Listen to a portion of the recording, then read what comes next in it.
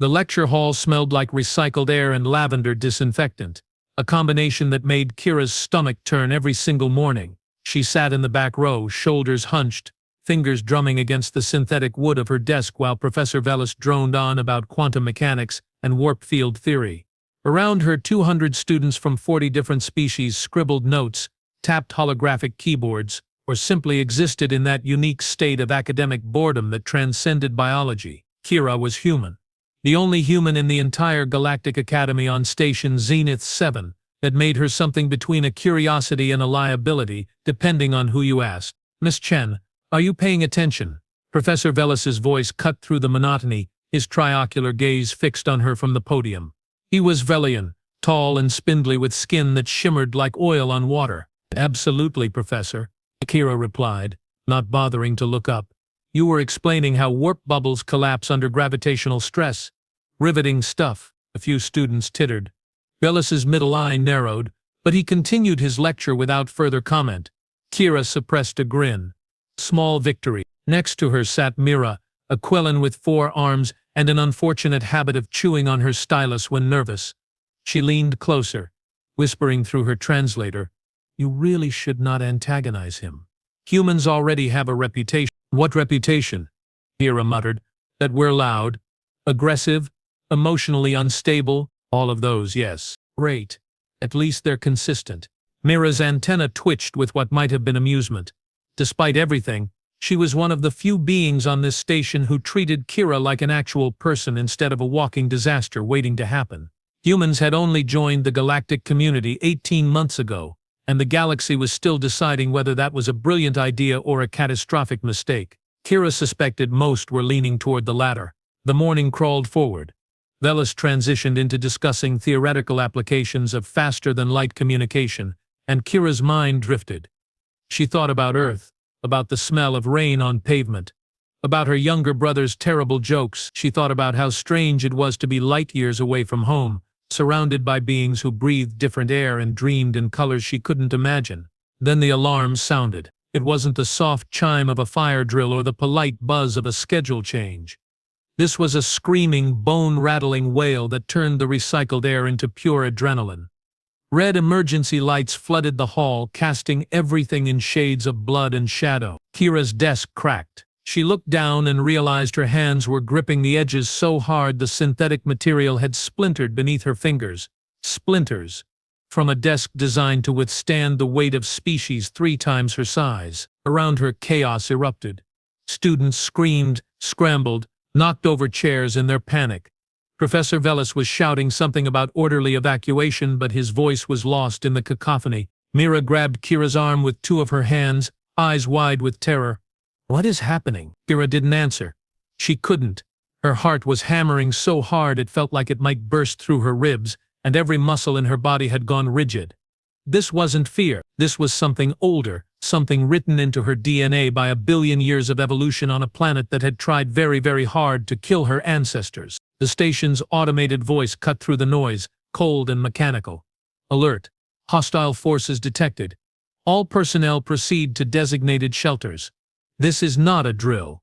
Repeat, this is not a drill. Hostile forces. Invasion." Kira stood, shoving her chair back so hard it flew across the aisle and clattered against the wall. Students nearby flinched away from her, and she realized she was breathing hard, nostrils flared, every sense suddenly razor-sharp. "Kira," Mira's voice was small, frightened. "Get to the shelters," Kira said, her voice coming out rougher than intended. "Now, what about you? I'll be right behind you." That was a lie, and they both knew it. The lecture hall emptied in a stampede of limbs and wings and appendages Kira didn't have names for. She waited until the last student had fled, then turned and sprinted in the opposite direction. Not toward the shelters, toward the observation deck. She needed to see. The corridors of Zenith 7 were a maze of gleaming metal and soft lighting, designed to be calming and efficient. Now they were a war zone. Emergency teams rushed past her, shouting orders in a dozen languages. A Kree engineer nearly collided with her, his exoskeleton clattering as he adjusted course. "Wrong way, human," he barked. Kira ignored him. The observation deck was supposed to be off-limits during emergencies, but the door slid open when she swiped her student ID.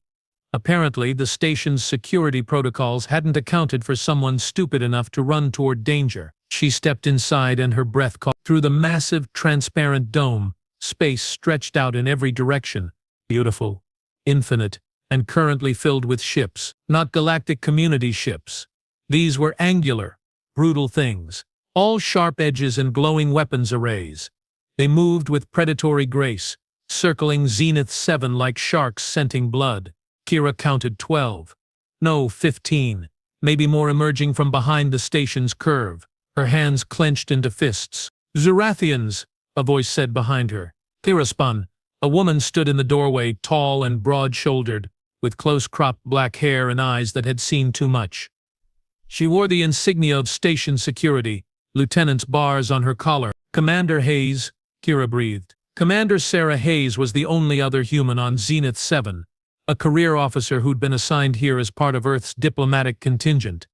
Kira had seen her exactly twice before, both times from a distance. You should be in a shelter, cadet, Hayes said, but there was no heat in her words.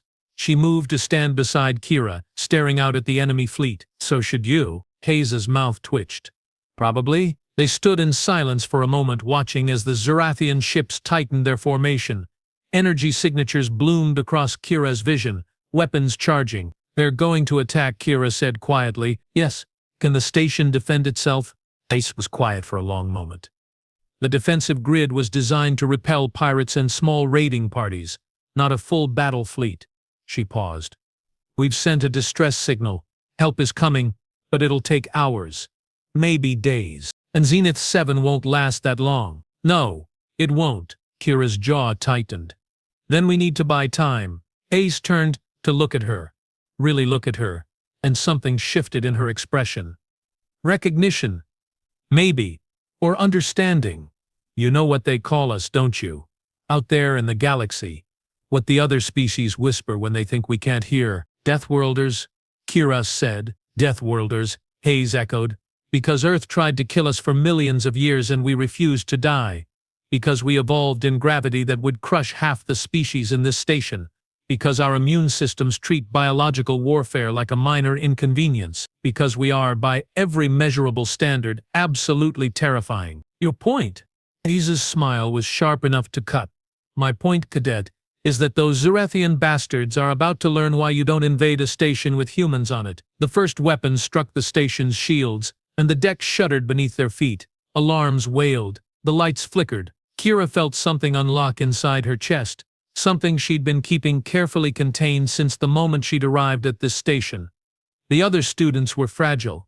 The professors were cautious. Everyone walked on eggshells around her, afraid she might snap, might lash out, might prove every terrible stereotype about humans true. She'd been so careful, so controlled, but now there was an enemy. Now there was a threat. Now she could let go. What do you need me to do? Kira asked. Hayes pulled a sidearm from her holster and offered it handle first. First, arm yourself. Second, follow me. We're going to show these xenocidal pricks what happens when you pick a fight with Earth. Kira took the weapon. It was heavy, solid, real. Her fingers wrapped around the grip like they'd been made for it. More impacts rocked the station. The shields were failing. Somewhere in the distance, metal screamed as hull plates buckled. Commander, Kira said as they moved toward the exit. I should probably mention I've never actually fired a gun before. Hayes laughed. Wild and fierce. Don't worry, humans are natural-born killers, Chin. It's in your blood. You'll figure it out. They ran. The corridors had transformed into a nightmare. Emergency lighting cast everything in hellish red. Smoke billowed from damaged systems. A section of wall had collapsed, revealing sparking wires and hissing pipes. Bodies lay scattered, some moving, some not. Kira's training should have kicked in. First aid, triage, help the wounded. But Hayes was already past them, moving with military precision, and something in Kira's gut told her that stopping now would doom everyone. The only way to save these people was to stop the attack. They reached an emergency lift. Hayes jammed her security card into the reader and the doors hissed open. Where are we going? Kira demanded as they descended. Hangar Bay. The station has a small complement of defense fighters, but they're not armed. Not officially. Not officially. Hayes's grin was vicious. I may have Acquired certain weapons systems during my time in the Navy. Kept them in storage. Just in case. You smuggled military-grade weapons onto an educational station. Yep. That's incredibly illegal. Also incredibly useful right now, wouldn't you say? Kira couldn't argue with that. The lift doors opened onto chaos. The hangar bay was enormous, designed to accommodate everything from cargo haulers to diplomatic shuttles. Right now it was filling with smoke and panicked personnel. A Zerathian breaching pod had punched through the outer hull, and armored soldiers were pouring out, weapons blazing. Hayes drew her sidearm and fired 3 shots, so fast they sounded like one. 3 Zerathian soldiers dropped. Holes burned through their helmets. "Move!" Hayes shouted. They sprinted across the bay, using cargo containers for cover as energy bolts sizzled past them. Kira's heart was trying to pound its way out of her chest, but her hands were steady, almost eerily steady. A Zerathian soldier stepped out from behind a shuttle, weapon raised. Kira didn't think. She raised her sidearm and pulled the trigger. The recoil surprised her. The accuracy didn't. The shot took the soldier square in the chest and he went down hard. Hayes glanced at her. "Not bad for a first-timer. Thanks, I'm terrified." "Good. Fear keeps you alive." They reached a secured storage unit at the far end of the bay. Hayes pressed her palm against the biometric lock and the door slid open, revealing racks of weapons, ammunition, and what looked like modified fighter armaments. "Grab what you can carry," Hayes ordered. "We're loading up 2 fighters, and we're going out there. Out there, into space, against a full battle fleet. You got a better idea?" Kira looked at the weapons, then back toward the hangar where more Zerathian soldiers were establishing a beachhead. She thought about Mira terrified and hiding in a shelter. About Professor Velis and his insufferable lectures. About 200 students who were just trying to learn and grow and maybe make the galaxy a little bit better. "No," she said. "I really don't." They loaded the fighters in 4 minutes flat, working with a synchronization that felt almost supernatural. Maybe it was adrenaline. Maybe it was something deeper, some shared human instinct for violence that the rest of the galaxy feared. Kira climbed into the cockpit of a sleek Raven-class fighter, her hands finding the controls with surprising ease. The neural interface synced with her implant, and suddenly the ship felt like an extension of her body. "You ever flown before?" Hayes asked over the comm. "Simulator training. Nothing real." "Well, congratulations on your graduation. Try not to die." The hangar doors were damaged, stuck half open. Hayes blasted them the rest of the way with her fighters' forward guns, and then they were launching, shooting out into the black. Space combat was nothing like the simulators. It was faster, more disorienting, more viscerally terrifying. Zerathian fighters swarmed around them immediately, weapons blazing. Kira banked hard, instinct guiding her, and felt laser fire miss her hull by meters. She returned fire, watched with grim satisfaction as one of the enemy fighters exploded into debris. "Not bad, Chen," Hayes shouted. "Stick with me." They dove toward the Zerathian capital ship, 2 tiny fighters against a vessel the size of a city block. It was suicide. It was insane. It was working. The Zerathians hadn't expected resistance. Their fighters were scrambling to intercept, but Hayes and Kira were already past them, streaking toward the capital ship's exposed underbelly. "Targeting the reactor core," Hayes said, her voice tight with concentration. "When I give the signal, fire everything you've got." Kira's hands tightened on the controls. "Copy that." They were so close now she could see individual hull plates, could see crew members moving behind reinforced windows. "Now!" Hayes screamed. Kira fired. Every weapon, every missile, everything. The capital ship's reactor didn't just explode. It tore itself apart from the inside out, a chain reaction of catastrophic failures that turned the entire vessel into a miniature sun. The shockwave hit Kira's fighter like a physical blow, sending her spinning end over end. Alarms shrieked. Her vision went white. When her sight cleared, the Zerathian fleet was in full retreat, scattering like startled fish. "Hayes?" Kira gasped. "Commander Hayes, do you copy?" Static. Then, faint and crackling. "I copy." "Still alive?" "Mostly." Kira let out a breath she didn't know she'd been holding. They'd done it. Against all odds, against every reasonable expectation, they'd actually done it. She guided her damaged fighter back toward Zenith 7, watching as station security moved to secure the hangar bay, as medical teams rushed to help the wounded. She'd saved them. She'd actually saved them. The fighter touched down roughly, and Kira practically fell out of the cockpit. Her legs were shaking. Her hands were shaking. Everything was shaking. Hayes appeared beside her, blood running down one side of her face from a cut above her eye, grinning like a maniac. "Welcome to the war, cadet," she said. Kira opened her mouth to respond. That's when the second invasion fleet dropped out of warp, twice the size of the first, and every weapon trained on the station. The comm systems exploded with panicked voices. Station command was shouting evacuation protocols. Defense coordinators were screaming about insufficient firepower. Someone was praying in a language Kira didn't recognize. Commander Hayes grabbed Kira's shoulder hard enough to bruise. "You get back in that fighter. Now." "They'll slaughter us," Kira said, but she was already moving. Her body had disconnected from her brain, running on pure survival instinct. "There's no way 2 fighters can take on that many ships. Then we don't take them on. We buy time." Hayes was climbing back into her cockpit, blood still streaming down her face. The distress signal went out. "Galactic Defense Forces en route. We just need to keep this station in one piece until they arrive." "How long?" 40 minutes. 40 minutes. An eternity in combat. A blink in any other context. Kira sealed herself into her fighter, felt the neural interface reconnect. The ship's systems were damaged but functional. She had maybe 60% weapon capacity, and the shields were operating at a fraction of their normal strength. Through the cockpit canopy, she watched the second Zarathian fleet arrange itself in an attack formation. These ships were larger, more heavily armed.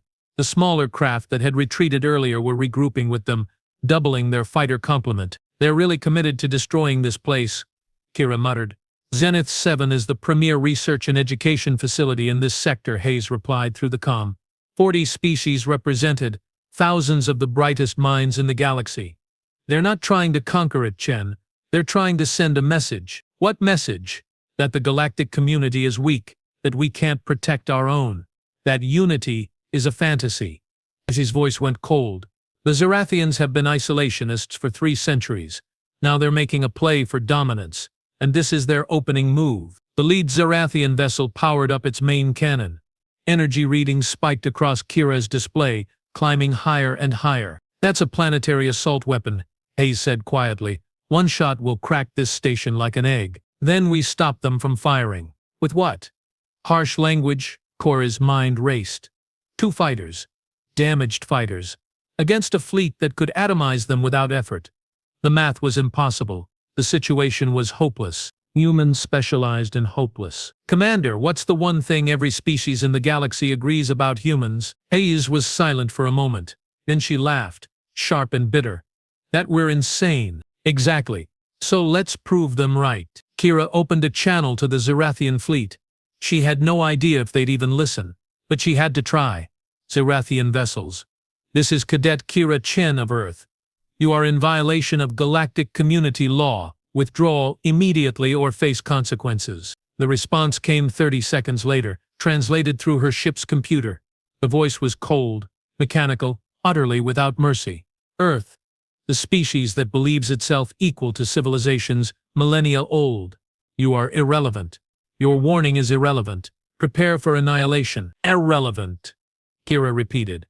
"That's their mistake right there." She plotted a course directly toward the lead vessel, the one charging its planet killer. "Commander, I need you to hit their sensor array. Blind them. Just for a few seconds." "And then what?" "Then I'm going to do something incredibly stupid." "Kira, wait." But Kira was already accelerating, pushing her damaged fighter to maximum burn. The Zarathian fleet opened fire, and space around her became a lattice of death. Energy bolts and missiles filled the void, each one capable of vaporizing her ship. She dodged. Not through skill, not through training, through something deeper, something her body knew before her mind caught up. Earth gravity was crushing compared to most worlds. Earth predators had been fast and deadly. Humans had survived by being faster, smarter, more adaptable. Kira's ancestors had dodged saber-toothed cats and cave bears. These energy bolts were just bigger teeth.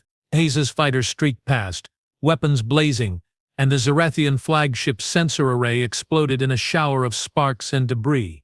For exactly 4.3 seconds, the massive ship was blind. Kira used every one of those seconds. She dove beneath the flagship's ventral hull, so close she could have reached out and touched the metal if not for the canopy. Targeting systems locked onto the charging weapon's power coupling, the one weak point in its heavily armored structure. She fired everything. Missiles, lasers, kinetic rounds, everything. The coupling ruptured. Energy meant for the station backfed into the weapon itself, and Kira was already pulling away, pushing her fighter past its maximum stress tolerances. The Zarathian flagship's main weapon exploded. Not the controlled detonation of a reactor breach, but a chaotic, violent failure that tore through internal systems like a cancer. Secondary explosions rippled across the hull. The ship began listing, life support failing, crew evacuating in escape pods. The rest of the fleet hesitated. Just for a moment. Just long enough. "That's 2 capital ships, you arrogant bastards." Hayes snarled over the comm. "You want a third?" The Zarathians did not in fact want a third. Their formation broke, ships peeling away, fighters retreating to defensive positions. But they didn't leave. They regrouped, recalculated, prepared for a second assault. Kira's fighter limped back toward the station, systems failing one by one.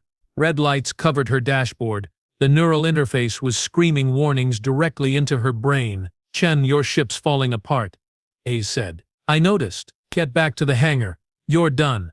Not yet, because she'd seen something.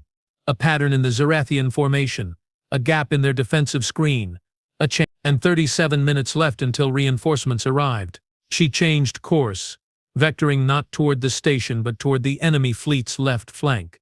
3 heavy cruisers hung there, weapons charging, prepared to pound Zenith 7 into scrap metal. "Kira, what are you doing?" "Buying time. You'll die, probably." She thought about Mira hiding in some shelter, wondering if her sarcastic human friend was still alive.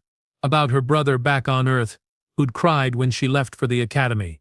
About Professor Velis and his boring lectures that she'd never complain about again if she survived this. About the 200 students who deserved to live. Her fighter was screaming now, every system on the verge of catastrophic failure. She aimed for the gap between the cruisers, threading the needle at speeds that would turn her into paste if she hit anything solid. The Zarathians saw her coming. They fired. She dodged. Not all of it. One energy bolt clipped her starboard wing, tearing it half off. Her fighter began spiraling, centrifugal force trying to pull her apart. Kira roared, fighting the controls, forcing the dying ship to obey her will. She wasn't religious, but in that moment she prayed to whatever gods might listen. Human gods. Alien gods. The cold mathematics of physics itself. The fighter stabilized. Barely. She was inside their formation now, past their heaviest defenses, and she had exactly 1 missile left. 1 shot. 1 chance. The lead cruiser's bridge was directly ahead, command staff visible through reinforced windows. She could see their faces. Alien features twisted in shock and rage. They hadn't expected this. Hadn't expected someone to be this reckless, this desperate, this human. "For Earth," Kira whispered and fired. The missile struck the bridge dead center. The explosion was relatively small, contained, but it severed the cruiser's command structure.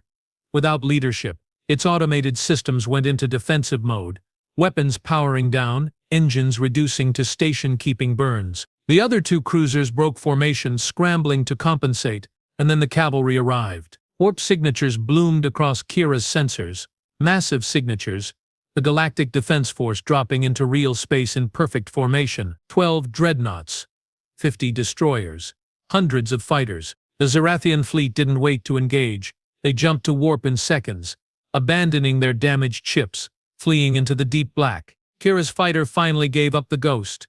Systems died. Life support failed. She was coasting now, drifting in vacuum, trapped in a metal coffin. "Chen."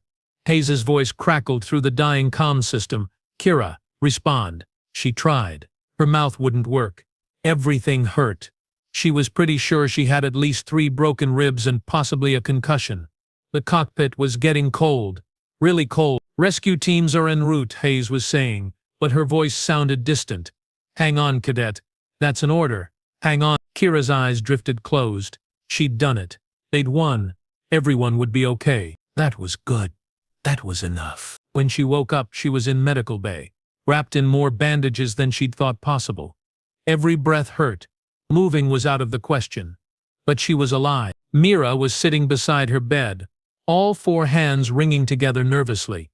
When she saw Kira's eyes open, she made a sound that the translator rendered as relieved sobbing. "You complete idiot," Mira said, which wasn't what Kira expected.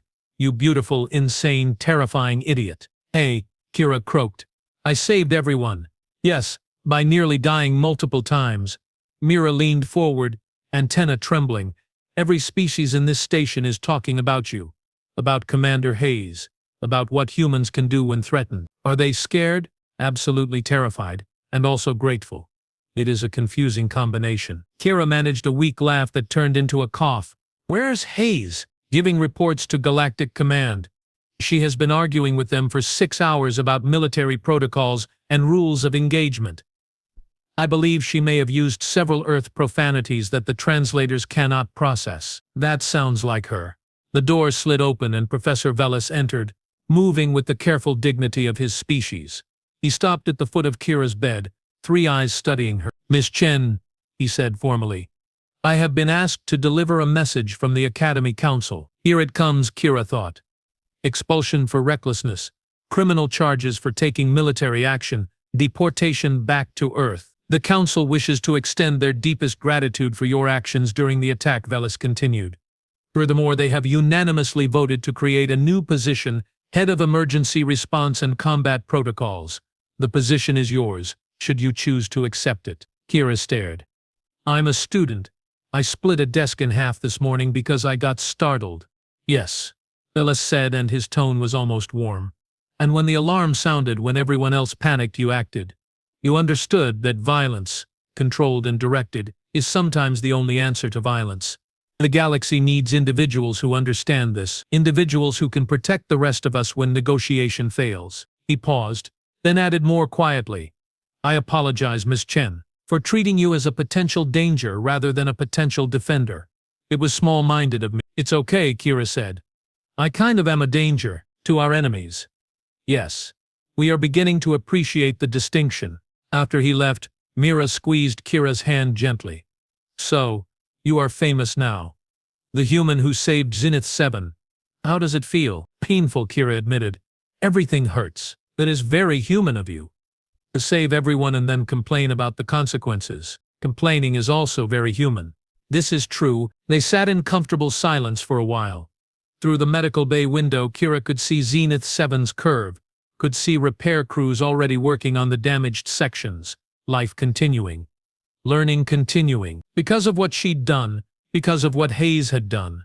Because humans, when pushed back harder. Commander Hayes appeared in the doorway several hours later, looking exhausted but satisfied. She'd cleaned up, changed uniforms, and the cut above her eye was sealed with medical adhesive. "Cadet Chen," she said formally. Then she grinned. "Or should I say, Head of Emergency Response. I haven't accepted yet." "You will." Hayes pulled up a chair, sitting with the careful posture of someone whose body had also been through hell. "Because you're a fighter, Kira. Because when the alarm sounded and everyone else ran toward safety, you ran toward the fight. It's not training. It's maybe it's a bad instinct. Maybe. But it's the instinct that kept humanity alive on Earth. And it's the instinct that's going to keep the galactic community alive now." Kira thought about that. About her broken desk and her reputation and the weight of expectation that had been crushing her since she arrived at this station. About how in the moment of actual crisis that weight had transformed into purpose. "The galaxy's still afraid of us," she said. "Good. Let them be afraid. Fear keeps people honest." Hayes leaned back, "But they're also grateful. And gratitude builds trust. And trust, given enough time, builds understanding." "You sound optimistic." "I sound realistic. Humans aren't saints, Kira. We're violent, aggressive, emotionally unstable Deathworlders from a nightmare planet. But we're also loyal, courageous, and we don't abandon our own. The galaxy needs to learn that we're both the monster under the bed and the guardian at the door, sometimes simultaneously." Kira looked at her hands, at the bandages covering knuckles that had gripped a fighter's controls so hard she'd bruised bone, at fingers that had pulled a trigger without hesitation when lives were at stake. "I split my desk in half," she said quietly, "just from grabbing it when the alarm went off. I know. It's already a meme on the station network. Someone made an animation. Oh God, it's actually pretty funny, you should see it. Despite everything, Kira laughed. It hurt, but it was worth it. The door opened again and a junior medical officer entered. Some species Kira didn't recognize, holding a datapad. Excuse me, Head Chen, there are 63 media requests for interviews, 27 academic journals asking for articles, and apparently the entire freshman class wants your autograph. Kira looked at Hayes helplessly. Hayes was trying not to laugh. Tell them, Kira said carefully, that I'm just a student who got lucky. And that any credit belongs to Commander Hayes as much as me. Already told them that. Hayes said. They didn't believe me. Humans apparently make good heroes, or good monsters. Like I said. Sometimes both. The medical officer left, looking vaguely confused by human humor. Mira had fallen asleep in her chair, exhausted by stress and relief. Outside, the stars wheeled slowly past, infinite and ancient. Kira closed her eyes, letting exhaustion pull her back towards sleep. She dreamed of Earth, of rain and gravity and a world that had tried so hard to kill her species. She dreamed of space combat and enemy fleets, and the cold mathematics of survival. She dreamed of her desk splitting beneath her fingers, and understood finally what it meant. Not that she was dangerous, not that she needed to be contained or controlled or feared, but that she was strong. That humanity was strong. That when the alarm sounded and the invasion came and the galaxy needed protection, humans would be there, raking desks, raking enemy ships, breaking expectations, being exactly what they'd always been. Survivors, fighters, heroes and monsters and everything in between. When she woke again, Zenith 7 was whole, the students were returning to class, and Professor Velis was posting new lecture notes about applied combat physics. Kira smiled, closed her eyes, and let herself rest. The galaxy could wait. She'd already saved it once today. Tomorrow, when the alarm inevitably sounded again, she'd save it again. That's what humans did. Claude is AI and can make mistakes. Please double-check responses.